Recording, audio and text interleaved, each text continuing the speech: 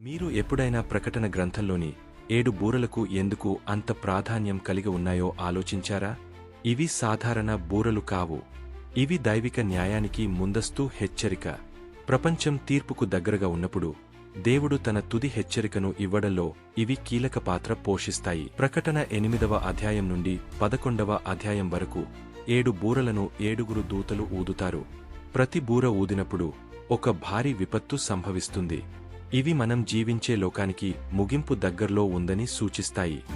ఈ 7 బూరలు దేవుని చివరి ప్రయత్నం. ప్రజలను చెదరగొట్టి పశ్చాత్తాపం చేసుకోవడానికి చివరి అవకాశం ఇవ్వడమే లక్ష్యం. ప్రతి బూర ధ్వనిపై పెద్ద పెద్ద విపత్తులు, మహమ్మారులు, ప్రకృతి విపత్తులు, యుద్ధాలు సంభవిస్తాయి. ఇవన్నీ దేవుని దృష్టికి మానవులను మళ్లించడానికి. ప్రతి బూరతో దైవిక తీర్పు తీవ్రత పెరుగుతుంది. 7 బూరలకు సంబంధించిన సంఘటనలు. మొదటి 4 బూరలు. భూమి, సముద్రాలు, నదులు, ఆకాశం మీద విధ్వంసం.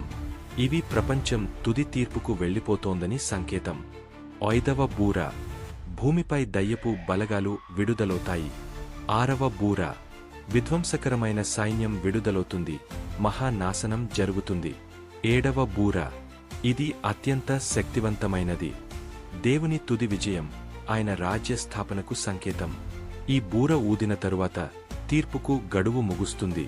ప్రపంచ రాజ్యం దేవుని రాజ్యంగా మారుతుంది. హెచ్చరిక.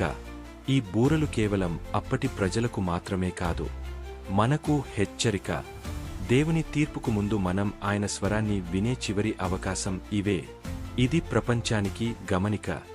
సమయం తక్కువగా ఉంది. ముగింపు సమీపంలో ఉంది. దేవుడు మనకు మరొక అవకాశాన్ని ఇస్తున్నాడు. మరి మీరు సిద్ధంగా ఉన్నారా?